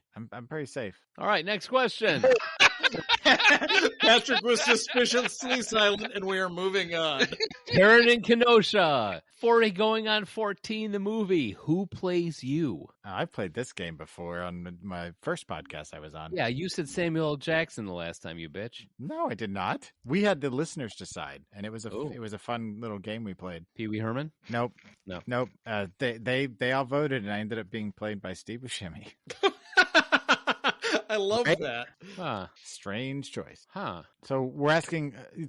So we're being asked who's playing. Who's we playing would want to us? play us, Who's playing us? Yeah. like ourselves, or who we'd cast in the other people's roles. We get No, to pick our who would own? play specifically ourselves? Okay. I think it's weird that Joel would be played by Stephen Buscemi, but I'm kind of there for it. Mm-hmm. I mean, who was it that played the bald guy in oh shit. You're going High- the same in High direction I Fidelity. am. Yep. Because I was going to say, I think that Todd Luizzo would be a Is that who reasonable it is? choice. Yeah, Yeah. that's his name, Dick from High Fidelity. I mean, he's done a bunch of other stuff. He was on Santa Clarita Diet, Jerry Maguire. But yeah, he at least in that movie he definitely would fall into a Joel-esque category for sure. So I'd agree with that one, Patrick. Okay. I think if people had to pick for me, it would be a pick of Seth Rogen. Seth Rogen, yeah. Yeah, First thing I But was thinking. If I got to pick for myself, I would pick Martin Starr. Oh, now see if we made the movie like 30 years ago, I would cast Steve Guttenberg as Mike, or Well, you could still cast Stephen Guttenberg as me. or a young Paul Reiser. But nowadays, Nick Nolte for me. Hello, pants. I don't Think about know. this for a minute. That's really I'm a trying thing. to think of who was a combination of John C. McGinley and Michael Richard. Yeah, because I honestly think Beakerman? for me and Pat both, like Seth Rogen and Jonah Hill, read for both roles. Yep. Yeah. And one of them gets one of us and the other one gets the other. I think Jonah Hill ends up playing me and Seth Rogen ends up playing Pat. What But I about think they both read for both. Charlie Day? For you? No, for Mike. Oh God, no. I don't know. Just throwing out a random name of somebody who's kind of we find funny. Crispin that we like. Glover. It's not, Mm. it's not Michael J. horrible. Fox. You don't have nearly enough Parkinson's. You don't know that. Charlie No, Day it's and Michael true, I J. don't. Fox are both too short. That's Okay. true. Yeah, Michael isn't exactly sure. Klaus Kinski. I don't. Where are you pulling these I don't know. I'm just throwing. strange character actors out of your butt? I mean, I'm trying to think of character actors. I don't even know. I'm like, All right, I'm doing a quick search Okay, here. I kind of think if we're casting for Mike, that as he looks now, even though he's a little young for the part, I think a modern day Jason Biggs could pull it off. That's not a bad suggestion. I was going to say Tim Allen. I like Jason Biggs better. Yeah, Tim Allen's too old. I could pull it. You know what? I'll go with you, Jason Biggs. I mean, you're right. He's just a hair too young. Now, if we were going like the college years or something, Mike, Okay. Jesse Eisenberg could play Mike. Yeah. Okay, I can see it. Yep. Jason Biggs was born in 78. So, So he's my younger brother's age. Yeah, he's younger. He's older than my younger brother, but still, I could see Jason Biggs. Jesse Eisenberg. Yeah, I could see that. The kind of like the neurotic type of. but likable, funny, good timing. But Okay. yeah, a little neurotic. So we got Jason Biggs for me, Steve Buscemi for Joel. No, No, wait, Todd who? Luiso. Who? Todd Luiso, Dick from High Fidelity. Got to look it up now. Oh, I thought. Okay, but who played? I thought you were always going with No, I'm just saying that's who. What's cast his name from the heroin movie? Oh, Spud. Oh, Spud. Ewan 'Cause Bremer. because you're always like Spud's my He's my soulmate. spirit animal, but he's the character is the Ewan Bremer is way too tall. He's like Okay, 6'2". all right, I'll go with 6'3". Jason Biggs. Jason Biggs, Todd Luiso, Jonah Hill, And Seth Rogen. Seth Rogen. To be Yeah, determined as going far on as- 14. Yeah, somebody make that poster. Yeah. So okay, number 7, and this is the last question. Number 6. Here we go. And Jessica Chastain in the background is Sarah. Jessica Chastain for Sarah, and then I'm there for it. who did the mom from who was doing the mom from Me. Archer? Oh, sorry. Oh. The mom, Yeah, from Archer. Oh, Jessica Walters, you mean? Or Jessica Walters as Suzanne. Jessica Walters is dead. Oh wait, we're not. That's Dude! we're not factoring that in. What the fuck?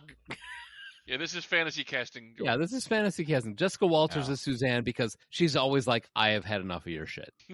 Anyway, all right. So last question from Karen in Kenosha. I just learned Jessica Walter was dead. Oh dear. Yeah. You didn't know that? No, I didn't. That was just this year. I didn't know that. Oh damn, I'm sorry. dude. Season of Archer ago. All right. Last question. Mhm. If you could switch lives with one of the other guys for a day, who would you switch with and what would you do? Oh God, why? Why? I would not switch with my any of you guys. God.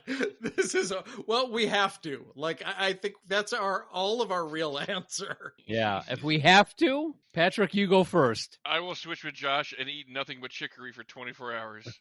Fuck you. That's a great answer. Oh shit! Is he just eating root? Yeah, he's just eating roots. Damn, Jimmy. What the hell? Huh. I don't like this question because I love my life currently, so I don't really want to go anywhere else. If you want to catch up on your sleep, just switch with me. Well, I mean, it'd be nice to hop into yours because if I had all your skills and I could like cook myself some really delicious food for 24 hours and not have to worry about like gaining a bunch of weight because I would leave the body and it would all be you'd be stuck with all the calories. I mean, that sounds like a short staycation for me. So I'll take Pat on that one. Yeah, but you're gonna. Well, you know what? I get that there's some negatives, Pat. I get it. I I'm understand. going to take Joel just to eat to replace all the calories he didn't get when he was switching with Pat. This is all based on Oh, my spite, God. people. Suddenly, Joel sits down on the couch. He's just surrounded by boxes of Hostess. Where did all these little Debbies? Mike, bring us home, buddy. Bring us home. You know what? I would swap with Pat. Get that fucker a serious 9-to-5er. He would come back and be like, "Why am I in an office? What's going? Why am I an accountant?" That's funny. I would switch with Pat and just like get his shit to, like I would find you a job, find you a 401k, suddenly find, I would like, you'd come back and be like, why do I have all these responsibilities? Right? Dude, you have one day. I'm just saying. You'd be amazed with the shit I can get done in one day. If I come back to all those responsibilities, I just hang myself. It's like, He was just getting his shit together. Patrick, out of the three of us, who would immediately get you a job in 24 hours? oh yeah, I know you would. That's what I'm Oh, saying. for I sure. just hang myself. Yep, for sure. All right. I think this is going to be a supersized episode already. We got one more? No, that's that. Oh, wait, was that number 6? Yeah, that's number 6. That's the last of the people who identified themselves. All right. So- So I am stoked for this. This is fun. I don't care if this is like a 3-hour episode. I know Mike cares Yeah. a little. No, I don't care. I got nothing tomorrow. I mean, I do, but whatever. Yeah. You're just It's- giving people advice on their health care. That's all. It's just work, and then so All right. right. We'll be back in a little bit, and we're going to get to the unnamed questions. The grab bag, if you will. And I will. I steal Poppy.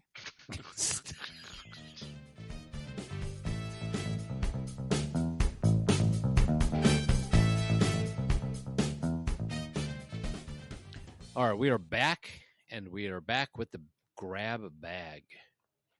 These are all the questions, well, not all the questions, but a chunk of the questions of people who did not leave their names. And I asked this question right before we started, but I want to make it clear. If we didn't get to your question, it's because there are 76 more questions. Yes. And whatever is left over, we will get to, but just not all in this episode. So in 2031, we'll get to your question. Yeah. So question number 1. This is from somebody who's been listening between 6 to 5 years. We've heard how you got together, but was there ever a long period of time between any of you where you actually lost touch? And if anyone did lose touch, how did you all get back together? Is somebody been reading our autobiography or what? I know, right? Right? There was a good chunk of time where, let's say, probably 2000 to 2013. Yeah. Because, I mean, the short answer, the real quick version, the real quick answer to this is we lost track of each other for a long time, and this podcast is the reason why we are back to talking to each other again. Yeah, I think one of the things that, at least as far as my side of things, is that as a catalyst is when I moved back to Illinois. Yeah. Is when I reconnected. Yeah, I mean, I was out of contact with everybody. Like, we weren't all even on speaking terms for a while. But this podcast, like, I think I'd reconnected with each one of you before we even started this. Yeah. Whether it was social media, like I know Mike reached out to me on Facebook. I can't actually remember. Like, I know when Joel moved away, we'd already drifted to the point where, like, we didn't even see each other when he left Illinois the first time. Yeah. Yeah. And Josh, you and I actually recorded a test episode of this podcast 6 months before we launched. Right, because we thought that it was going to be you, I, and 2 other hosts, and those 2 other hosts didn't work out. Yep. Nothing against, like, this is way better than those 2 other guys would have been. Nothing against them, and nothing against Pat and Joel. This is, like, the best possible combination for 40 going on 14. It was just I wasn't the first choice. Fuck this, I'm out. You were so much better than the first choice, because I think both of you know who the first choices were. Yeah. Yes. Yeah, we've talked about it. Off air. I'm better than all the choices, baby. Nothing why against you're those the guys talent. either. It's just like I'm closer to the 2 of you than I was to either of those 2 guys. You know, I'm thankful. Every week that we get together, I'm thankful that Mike had this concept that then turned into us getting together, and we do it as much for ourselves as we do for everybody else. And now, you know, we all get together and hang out periodically. We see each other more. We talk all the time, and we're back to where we were, as far as I'm concerned, or better than when we were in college. You know, Yeah. like we're family. I mean, for as much as again, with the yin yang thing, as much as it's annoying to have to pluck out everything that Joel does in the background of every show, I look forward to the hour of time that we have before we start recording, where we just like unload and, you know, bitch about our lives and reassure each other and that sort of thing. I'm glad that we're back together. Yep. Yeah, and I think that first hour is key. I know there was a time where we were thinking about cutting it, and I insisted we don't. Mm-hmm. Another thing that's kind of wild, and I hope this doesn't end up as a more appropriate answer to a future question, but several times now, I have encountered spouses of listeners who maybe knew me in person, but who listened to the show but had never seen me in person. This has happened twice now, once at one of my parties and once at Joel's wedding. And I think the funniest thing is when someone's like, I hear you talk and it's so weird to me that you have a face. That's awesome. Because they don't like, they just know me as a voice. It's weird to us too that Josh has a face. Isn't it nice to have a face? Josh has a face? That was for you, Pat. I never look at his face. Yeah. But yeah, Checking that out was his ass. one of my favorite things. And one of our listeners, I'm not going to out them, someone who has already asked a question, their spouse said it's like so strange to like, I know your voice, but like it's weird that there's a person with that voice. That's And awesome. I get it. All right. So, flipping to question number 49. Wait. Celebrity crush, then and now. Oh. Ah. Oh, this Elizabeth Shue. Yeah, I was going to say Pat's. Yeah. That's is easy, and mine is almost similarly easy. I'm going to say then is Angie Everhart. Now is Gal Gadot. Ooh. I was not prepared for this question. So I'm still thinking. I know it's unfair because Patrick has a stock answer, and I've given this immense amounts of thought. And I'm don't need to think a lot about this either, but Jennifer Connelly. Jennifer Connelly is definitely a runner-up for my then. Yeah. So somebody we had a crush on when up to sometime in 2000. And then now. I know the concept of the show, but I'm just trying to put my brain in the right headspace because it's like, who would have been? You're thinking too much, category? Joel. If I had to go with like my non-obvious, I'd probably say Samantha Fox for the then and Halle Berry for now. Okay. If Joel doesn't answer, I'm going to say Steve Buscemi for both. I'm going to say Julie Delpy for then. And I'm going to say, God, somebody was just... Somebody else we've never heard of for now. Yeah. I know. Well, Julie Josh Delpy. knows who Julie Delpy Julie is. I do Delpy. Is that the too, one but who I'm played just giving it Tootie? some shit. No, Julie Delpy, Killing Zoe, and American Werewolf in Paris. She was in the Christoph American Kieslowski. Werewolf in Paris. That's your throwback? She was in Christoph Kieslowski's trilogy in White. Yeah, if you keep needling him, he will keep coming up with movies no one knows. Yeah. I want to hear now.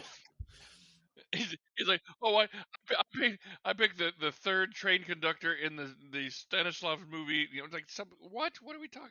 Pick somebody normal, Joel. Steve Pick somebody Buscemi. in the IMDb top 1,000. Steve Buscemi. I just did a quick search to see if anything jumps out at me. Alexandria Daddario. Ooh, that's That's a good answer. She is That's gorgeous. Yeah. And just quirky enough to not be like your typical kind of I pronounce it pretty Daddario. girl. Daddario, yeah, for sure. Daddario's probably, that's probably right. Oh, okay. I know who she is. All right. Okay. So next question, number 47. Wait, who is your now, Mike? I heard Jennifer Connelly, or is it Jennifer Connelly. Okay, for then and now. Then and now, man. Fair. Jennifer That's his Connelly. Elizabeth Shue. Yep. I'd also like to throw Hugh Grant in for the then.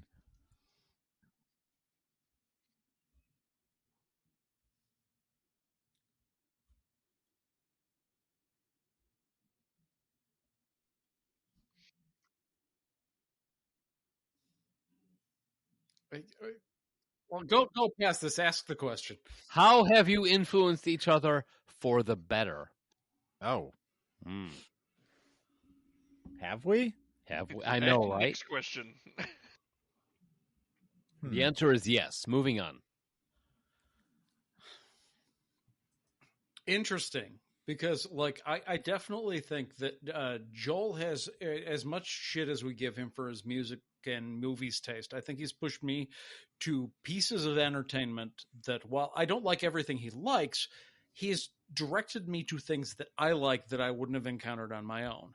I think in terms of how I've positively influenced others, like, it's probably mostly through gaming.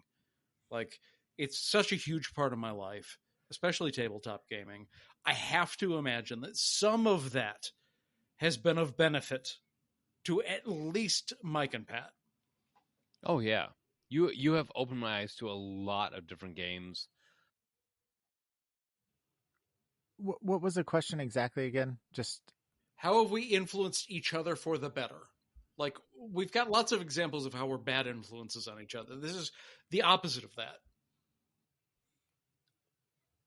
Which is what's making this conversation so hard. Well, we're not good at saying nice things about each other. No, I've always said we the way we show each other's love is by cutting each other off at the knees. And the first half reflects that. Yeah. I mean, there's plenty of things that I wouldn't know about if it wasn't for the three of you introducing them to me. I don't want to just, like, reduce us to, pop culture sharing with each other, but I mean, that really is a large portion of our relationships. When we did the High Fidelity show, one of the characters said, "You are what you love." And I feel that. So I don't think it's a reduction to say, like, the pop culture stuff we share with each other being important is trite or whatever. I think that that's real. Well, and it carries over. Like, I would have never probably come to Attack on Titan on my own. This is just one example. But through that, I shared that with my kids, and my youngest son became a huge fan, went off on his own, started reading the manga and watching all the shows and doing the deep dive. And, that was just one thing that carried over that now I share with him, that we're going to have to hold on to look back on and say, oh yeah, I remember when we watched that, it's something we dig. It's part of our pop culture fandom as well. So that's just one example. But honestly, I think it's just the fact that I have the three of you around, like brothers, Yeah. That's how you've affected my life. Infected my life? Yes. That actually makes a lot of sense right there. You are my STDs. Jesus. Can't get rid of you. So question number 33, moment of truth. Joel? What? Did you grow up rich? No. I love this question. I wish I could say that I did, but no. That's a running joke. Yeah, I don't even know what started that running joke. I don't even know that. That is like some random. Like, you mentioned, you had something that was just kind of like. I had an elevator in my house growing up. Is that what it was? Is that what started the whole damn thing? I don't know if that's what started it, but it didn't exactly not perpetuate it. Right. But my father built that himself out of necessity, because we had a lot of elderly people that servants. He built it out of necessity and gold. A lot of elderly family members, and since the house had more than one floor, it was just too difficult for them to get up the steps, and we lived on a 45-degree angle hill, and it was just problematic. But no, my father was self-employed his entire life outside of being in the military for a stint. So not a lot of money in being self-employed. Well, Tony Stark was self-employed too. And my mom is basically been a social worker and or teacher, and there's not a lot of money in that either. So, I mean, you can take those. Princess Diana was a social worker. My mom's not a princess. She's not married to Prince Charles or any other prince. Yeah, I like how you differentiated. She's not married to Prince Charles. It's a different prince. Or prince. But anyway, so no, I was not poor by any stretch. I was middle class, but definitely not rich. No. All right. Question number 5. which is it's a 3-part question. Oh boy. Oh no. If you could pick any past Hollywood red carpet premiere to be an interviewer at, what movie would it be? Who would be the first person that you interview, and what would be the first question you would ask? Well, complicated. Wow. I got this. Oh, Josh, go ahead. Oh, okay. No, ahead. if Patrick has a serious answer, go for Patrick. it. No, it's not serious. So Yeah, Patrick's serious, right? Which of us, Judy Garland, would you like a cigarette? But that was. I have a legit answer to this. For me, it would be the red carpet premiere of Casablanca. Ooh, nice. And I would ask Humphrey Bogart what his feelings are about the movie now that the war is actually over, knowing that like they were shooting it before the end of World War II, like while the war was going on. Wow. That's a fucking solid answer. Damn. I have to reevaluate my bullshit answer now. It's okay if everyone else's answers are funny, but I just like had this ready. I'm gonna circle back around to something that we talked about in the first half, and play like multiverse here. So Okay. I'm gonna go to the Reservoir Dogs premiere. I'm gonna interview Quentin Tarantino and ask him if he's considering doing a remake of The Dirty Dozen in the future.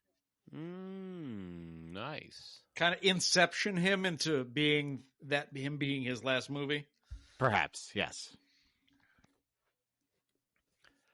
I don't know if this ever had a red carpet premiere, but Big Trouble in Little China, Kurt Russell, and what's your favorite part of the movie? You know, Solid. Yeah. All right. Question number 44. What superpower would you like to have? Oh, this question. Mm-hmm. Invisibility or immortality, one of those two. You do not You want to do live not want to forever. live forever. The rest of my life dealing poker. No. If I was immortal, then I would do a lot more things. No, you wouldn't. Is that what's No, stopping you? No, I don't know how to. No. I don't know how to describe it. Like, I really don't know how to describe it. But it's like I either want to die now or I want to live forever. It's like I want to get it over with, or I want to know I don't have to ever worry about it. I understand what you're saying. Okay. I feel that. Yeah. I'm going to let Joel and Mike go first because All right. I think I have the answer. I'm calling it. Okay. My superpower is the ability to make anybody shart themselves just a little bit. Because Of course it is. no. Because think about it. You're getting a speeding ticket. The cop walks over and you're like, "Do you know why I pulled you over?" And you're like, "No, officer, I don't." Zing! And he shits himself just a little bit. What's he gonna do? Keep going through with the ticket, or be like, "All right, you can go. There's a warning, and I'm gonna go take care of the turd that's What in if my you run pants into right somebody now." that has a colostomy bag? TikTok, sir. Well, dude, I have been Tic in Tac. a Tic Tac. What are you talking about? I was quoting Harlan Williams, but I messed it up okay. and I said TikTok. So No, I'm just saying that there's any situation that you can get yourself out of or put yourself in an advantage if the person that you're talking to shits themselves. If you are negotiating how much money you have for a new job and you're like, "I want this much money," and then you go bing and they shit themselves just a little bit, they just want to get the hell out of the room, so they are 100% agreeing with whatever. I think it's better for like if you're in line for a beer. There's like 7 people in front of you. You just make 7 people poop themselves, and then they go to the bathroom. And Oh yeah, I mean that can be something as mundane as that also. But I'm like, if you want to get out of a ticket, make the cop shit themselves. If you want more money, make the person you're negotiating with shit themselves just a little bit. if you want somebody to take their underwear off, yeah, but then do you want to? Yes, he wants to. Let's move past this immediately. There's a problem there with that. Well, 12-year-old me would say invisibility. Slightly older version of me, like 16, 17, 18, somewhere in there, would want flight. However, current me would want the ability to stop time. That is just temporarily, not permanently. That is the Just real take answer. a goddamn nap. But just stop time at any time for as long or as short as you want. So you can either, spend as much time as you want sleeping or whatever. Or... That's 100% the best answer. And if it was a real question, I would 100% pick that. Yeah. You think that's the real answer, but I got you. My superpower is I want the ability to have whatever question I ask, no matter how far-fetched, even if I'm asking about how can I get the following superpower, I want the answer. I can ask, how do I make this person respond in the way I want to me? I get the answer. Any question I have. And because this superpower can ruin your life, the first question I ask is, what are the questions I don't want the answers to? Ah. Dude, I have given this so much thought over the last 10 years. I talked about how I was a little stressed because I hadn't prepared and deep dive for the show. This is the question that I have actually given so much thought to. And that's my power. Because if it is possible by way of physics or magic or whatever in your world to get any other superpower, I ask how it can be done and it's mine. Any piece of information that can help me. Well, just I ask what it is, and it's mine. Just knowing the answer doesn't mean that you fulfill the conditions, though. Then I ask how to fulfill the conditions. Yeah, but you know what I'm saying? Like they say, okay, well, you have to climb Mount Everest 12 times. Well, that doesn't mean you're going to do that. You're just It's okay, so cool. That's how I could. How do I do that? What do I need to be able to do that? That's the thing is, so long as you're creative, this power is the most powerful. As long as you know the right questions to ask. Yes, which is why I know it's dangerous to ask questions that can fuck you up permanently. Yeah, so the first one I ask is, which ones don't I ever ask? Nice. But I mean, as much as I love that answer, because I love knowing the answers to things, I mean, it doesn't necessarily automatically grant you those superpowers. But yeah, I see what you're saying. I mean, if any superpower is actually possible, then I know the way to get it. Nice. All right. Next questions. Question number 1. What's a story that you have never told on the show? I'm sure there's tons of them, but we usually tell them in context of whatever we're talking about. I'm trying to think of one that doesn't betray a confidence. Right. Or that's, illicit in some way that could get us in trouble. Did we ever tell the story about me jumping in the pool with the tuxedo on? Did we tell that one on the show? Oh, yeah. On the store? I don't think we did. We tell that one on the show? So yeah, it was when Michael got married. After the ceremony and after the reception and everything, we were hanging out at the hotel, and everybody went upstairs to get changed into their bathing suits and stuff, and go and meet down in the hot tub in the pool and everything. So I came down. I had the stupid idea to just put my swimsuit on top of my tuxedo. And I was the last one down. I came down in the tuxedo with the swimsuit on over it and just ran and jumped into the pool in my full tuxedo. Yeah. And Mike, you want to take the rest of it? And then fast forward to the next morning when I...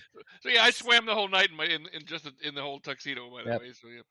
When I'm about to leave for my honeymoon and I walk into the room where everybody else is crashing, I'm like, hey guys, it was an amazing time last night. We're taking off. I just wanted to say how much I love it. Why is this tuxedo soaking wet? You just rested your hand on the tuxedo. I put my hand on it. So like, why is this wet? So there's a story we haven't told. All right. So, question number 43. Wait, hang on. What? Whoa, okay. We should each have one of these. Maybe they won't take so long, but I got one related to Mike's wedding, but not the first one, which I did make. But the okay. Not my first wedding. Okay, not the second reception. Yeah, the second reception, the renewal of vows, which I did not make it to. This is unfortunately a story that doesn't paint me in a super positive light, but I've never told it. Like, you guys know parts of it. The months previous to this, I got into my second failed online relationship. This is like graphical internet. Like, we've got browsers, but like we were into BBSs, and I was really getting close to this girl that I was talking to on a bulletin board service that Pat and I were both on. And we were talking like every single day. And I'm not sure why it had to be the same night as Mike's reception, but she wanted to meet. And I was like, this person's a huge part of my life. And like, this makes me sound so shitty, which is the reason I haven't ever told it.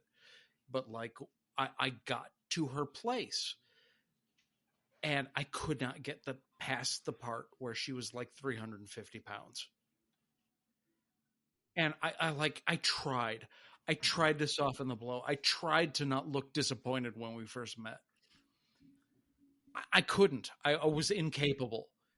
And like, I remember Offspring, Low Self-Esteem came on, and she commented how it was appropriate for the situation. Oh my God. It turned the awkward up to 11, thankfully. And it fucked me up so bad that, like, our apartment was in Forest Park. And for people that understand Illinois geography, her apartment was in Elk Grove Village. Wow. I walked from Elk Grove Village across the expressway back to our apartment. God. Like, after a couple of hours, the first couple hours, I was just like in my own thoughts and thinking, and like, I need to like process this because I feel shitty, but like, this was not a relationship that could continue, but I feel like I'm a horrible person. The last part, you're like, I can't feel my feet. Well, I tried to, after about 2.5 hours, I tried to call for a cab and they refused to come to me. So I kept walking and I called a couple more times, but after I'd been walking. Did you explain that you were white? After about Jesus. After about 4.5 hours, I was like, when I tell this story later, I'm not going to say, and then I got in a cab and went home, because I'm already halfway there. By the time I got back to the apartment, it was 10 a.m. My feet were so fucked up, I was unable to walk for a day and a half.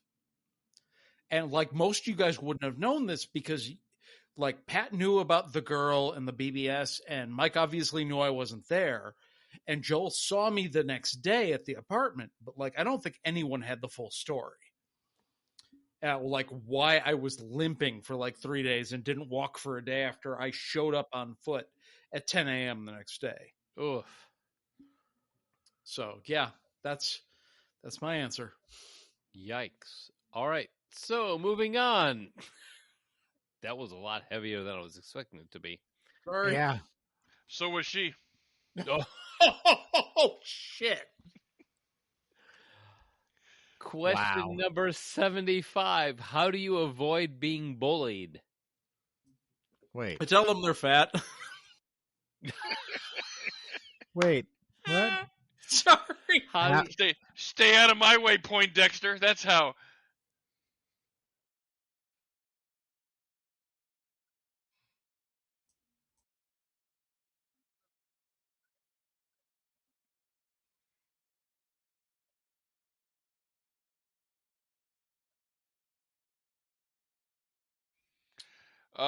The main way is, first of all, like, if you're, this is a serious question.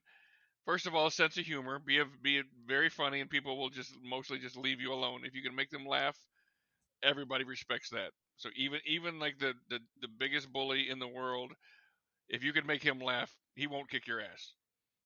Truth. Secondly, if you can't be funny, then just be crazy. Like, I mean, you don't have to like be physically crazy and all get into an altercation with somebody, but just do things like, I mean, put a piece of chocolate in your underwear, let it melt, and then reach down there and eat it. Stand up and run into the wall for 13 times in a row. Exactly. Like, do something that makes them think, okay, if I mess with this guy, there's a good chance he's gonna mess me up. So like just those are my two big points. Either be funny or be crazy. I don't know. I was bullied a lot as a kid. But, I chose both. Honestly, like sometimes just like trying to demonstrate from the beginning if someone's going to take that perspective towards you, like saying, do something where you're indicating, I am going to go further on this than you are. And like, hope they don't call your bluff. Right? Yeah.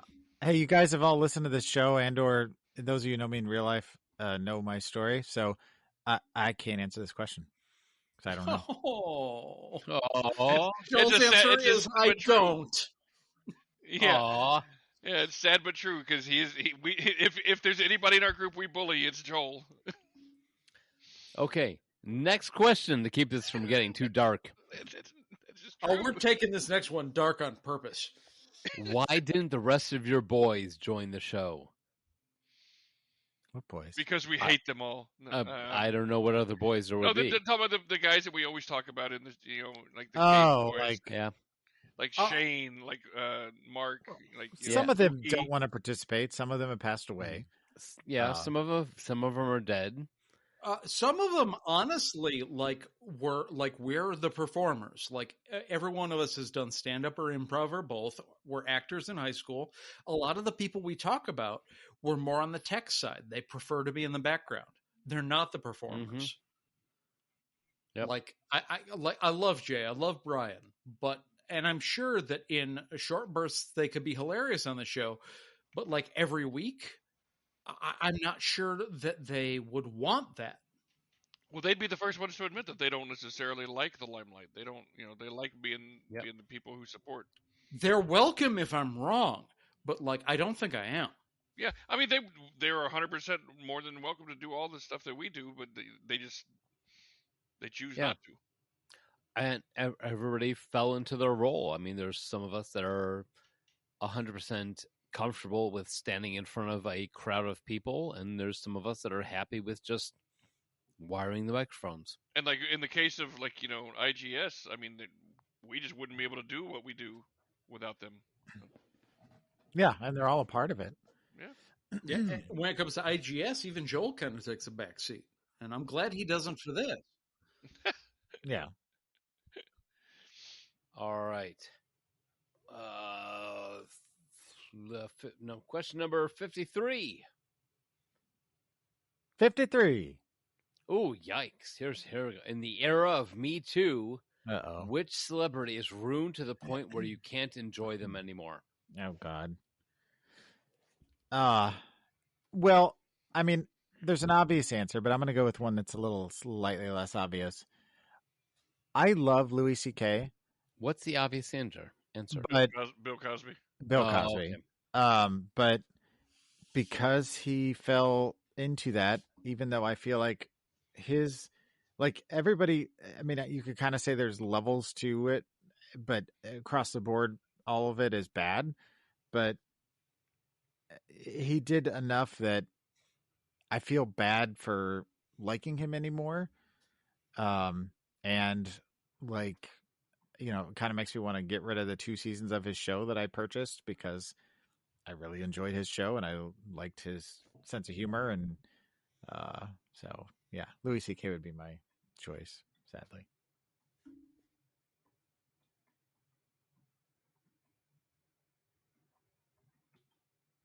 Hashtag me too. Somebody else want to jump in anytime, guys? Sorry, I've been thinking about this because a lot of the guys who were accused were people who I kind of thought were pieces of shit anyway. And Joel already said Louis C.K. Well, Louis, for me, I'm not gonna stop liking Louis. Because as you said, there are levels. Whether it's bad is still bad, but there are levels to bad. I mean, slapping somebody is bad, but shooting them is bad too. But it's obviously worse. So there are things that are worse, and I'm not gonna burn the guy's entire career over some indiscretions. Yeah. I mean, stupidity. It's not like he, I'm not gonna anybody. I'm not gonna play the game of how bad was what somebody did versus somebody else. But I'm not gonna say what he did wasn't bad. But I'm also going to say it wasn't bad enough that I'm going to burn him myself. I'm not going to say that you're wrong for doing it. I'm just saying that's my personal line is not that far, I guess.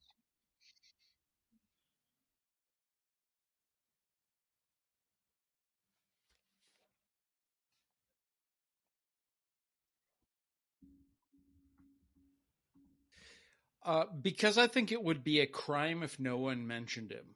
I'm going to have to say Kevin Spacey. Oh, Mm. yeah.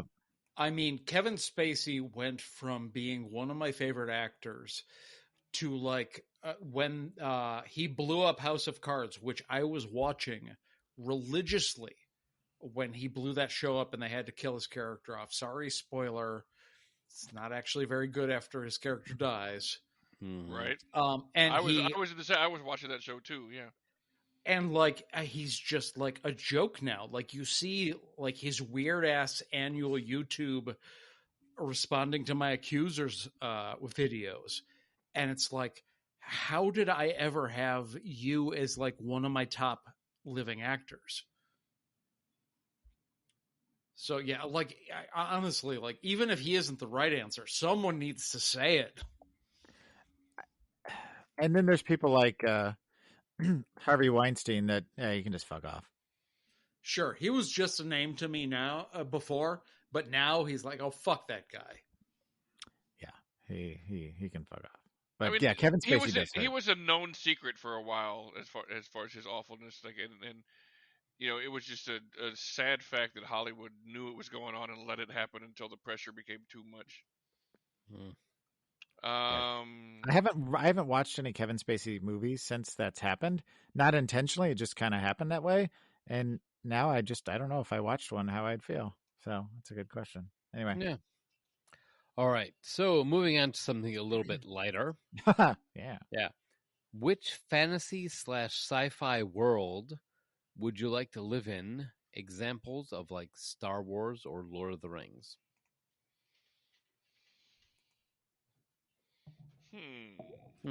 You'd I think I know. would have thought about this one, but I don't. I need a minute. I mean, Star Trek doesn't look too bad. Everything looks very clean. It's a utopia. Yeah. And you've got the holodeck and the replicator. So you've always got food and fun things to go do in your spare time when you're not flying around space. And you know, the fact that they got rid of money means there's a lot less stress and a lot less whatever, you know. So I mean, my obvious answer is the world of Doctor Who because, Doctor Who. But I like your Star Trek answer. So yeah, I feel like I'm going to go that route. Children of Men. The Road. Oh God. Yeah, that's the thing is I'm like rapidly ruling them out because most of my there's so many awful ones. Yeah, it's hard to find a good one. I'm going to go with Firefly. Like if you're not the cast of Firefly, you're in a pretty bad spot. Well, I'm assuming what if you're a Reaper? I'm on. Oh man, that'd be awesome. Well, yeah. What if you're in the Star Trek universe and you're a Borg? That would suck. I mean, not that you would know it. Okay. I'm gonna have to go. Like, there are ways you can get fucked with this choice, but I'm gonna have to go with Star Wars. Like, I know I'm not gonna be a Jedi, but there are places that you can live in the Star Wars universe that are legitimately really cool to live. But unfortunately, you're an Ewok. Like Dagobah.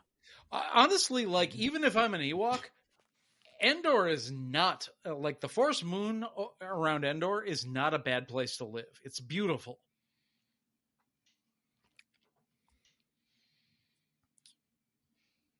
And I don't know, you've got droids. I don't know, maybe Androids, Wookiees, the whole Star Trek. Star Wars. I'm going with Willow. Huh? I don't know. Willow? I don't know, because it's fun. Explain, Mad Mardigan. No, I don't have an explanation. That was an audible at the last minute. Oh, Star Crash. Yeah, that's it. Come on, All Pat. I started wanting to think of fantasy instead of sci-fi, and that was what came to mind. Oh, Okay. Moving on to number 64. Which musician or movie shaped your personality the most? Movie or musician? Ooh. Monty Python, like their whole body of work. The Marx Brothers. Oh yeah, that's a good Ooh. one Yeah. too. From a very young age, watching the Marx Brothers, and then eventually moving on, graduating to Monty Python. Those I feel like were the biggest influences on me in terms of like kind of personality and what I find funny and timing and everything. yeah, for sure. It's going to sound like a cliche, but I'm going to have to say J.R.R. Tolkien. That's a cliche. Like, I mean, even before D&D for me, my first encounter with anything heroic fantasy, swords and sorcery, which is such a huge part of my life, there was Tolkien. The only author before Tolkien that I can think of is Agatha Christie, but I'm not like going around solving murders. You're not? I would if I could. If only they had a degree for that. Or a job. You know, the job is to go solve murders. I don't know. That'd be a thing. Yeah, that's called a cop, Joel. That was the joke. Oh. Get it. I didn't recognize your idea of a joke. So, question number 70. What is the grossest thing that you've ever done?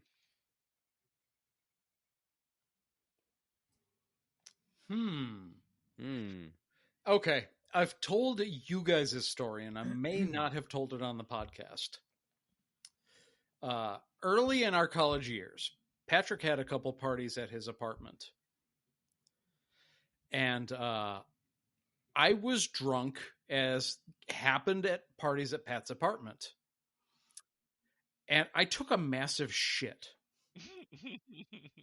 And it would not flush. And he had nothing around that, like, I'm not going to reach in with my hands and, like, break it up so it'll flush. You don't have a poop knife? Yeah, Pat did not have a poop knife. No courtesy for his guests, no poop knife. But he did have a cat. And the cat's litter box was in the bathroom. So I carefully took a bunch in my drunk mind. I took a bunch of toilet paper, wrapped it around my hands, and pulled out this massive $5 footlong and put it in the cat box and rolled it around and left it there, washed my hands, and went back to the party. Yeah, that cost me $300 in medical bills.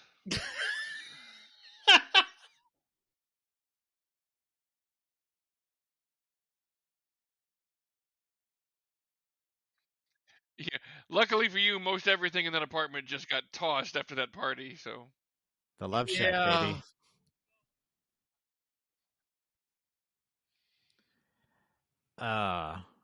I mean, I guess it depends on what you qualify as gross, because, like, to you, I mean, in high school, like, you know, I used to, at least on a couple of occasions, would be at a party and, you know, there'd be a box of cat food and I would eat cat food just to get people's, you know, to be like, that's gross. But like when we would eat stuff on the dorm floor, you know, we'd have all the stuff out on the table. Like there'd be pizza that had been there from the day before or so, sandwiches occasionally that I'd left out that had mayonnaise on them. I still eat, you know, 24 hours later. Or the one instance where Dennis and I went to Pennsylvania together and we had bought breakfast and we didn't eat one of the Egg McMuffins. We left it in the back seat of the car. And I want to say it was about 2 days after it had been in the back seat of the car. Jesus Christ. I went ahead and ate it. And obviously I'm still here. So is that gross? I don't know. That's pretty gross, yeah. I don't know. There was there was a time when I had a roommate back not too long ago, and his dog had a horrible habit of pissing on everything and he never did anything about it. The dog pissed on everything, and it was a horrible problem, and he never did anything about it, and it was a contentious thing the whole time we lived together. And we parted on non-amicable ways. So, one of the last gifts I gave him before I left was I pissed in his bed because I knew he would blame it on his dog. So I was like, fuck you, and left.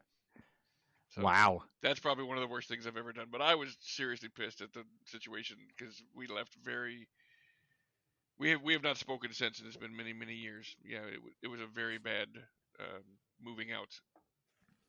Like Billy Joel? Haha.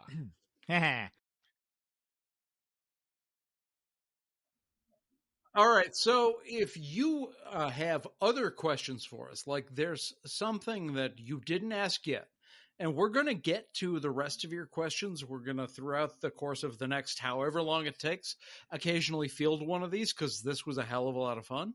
Yeah, we're going to answer all these at some point during every show. Yeah, once per show. However, if there's one that you wanted us to answer, you have not already asked, but you want your time in the sun, let us know. Give us a call at 708-NOW-RAP. That's 708-669-9727.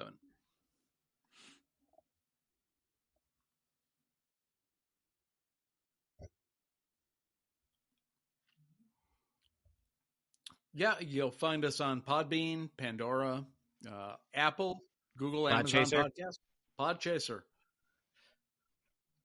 And you can also support us through our Ko-fi link, which will constantly come up on the Facebook page. And if you want to talk to us directly, you can always do that on our Discord, which is available through our Facebook page. Yep. And if you know us on some other form of social media and you have trouble getting to that Discord link, just shoot one of us a message and we'll help you get there. So things that are coming up, I'm still trying to convince these guys to not sacrifice my 5 hours of time and do the West Side Story at some point. So that might be happening, but coming up soon is The Matrix, and we're going to be doing a Sesame Street show. So get ready. Excellent. Well, I mean, it's been 400 crazy individual instances of talking about pop culture then and now. And I'm looking forward to the next, well, I don't want to say 400. God, that would be 60 going on 16. But I'm looking forward to at least the next 100. Yeah, thanks for listening, everybody. We appreciate it. 400 shows, never thought it would happen. And thank you for all the questions. That was fantastic. And we promise we will get to the rest of them here over the course of time, and we'll get you some answers. So love you guys. Yep.